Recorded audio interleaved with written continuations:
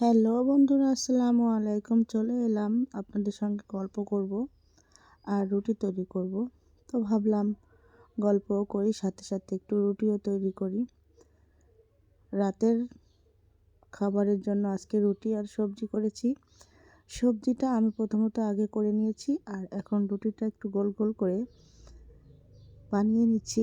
প্রথমত রুটি আমরা সবাই সাধারণত গোলই বানাই, বাট দু একটা সময় কিন্তু এঁকে বেঁকে যায়।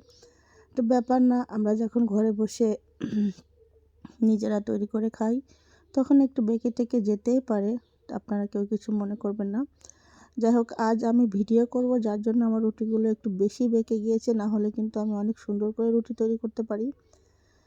আর ভিডিওর বাইরের একটা কথা, সেটা হচ্ছে যখন ভিডিও ছাড়া কোনো কিছু রান্না করি বা রুটি বানাই তখন কিন্তু অনেক সুন্দর ফুলকো ফুলকো রুটি হয় আর একটুও পোড়া লাগে না। আর আজ আমি রুটি তৈরি করছি আর ভিডিও করছি, যার ফলে কিন্তু অনেকগুলো রুটি আমার পুড়ে গিয়েছে আর নষ্ট হয়ে গিয়েছে।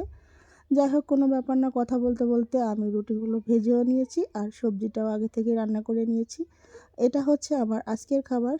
খুবই সামান্য রুটি এবং সবজি রান্না করেছি আমি গাজর, ফুলকপি, আলু এবং ডাল দিয়ে। আর এই হচ্ছে আমার পোড়া পোড়া রুটি।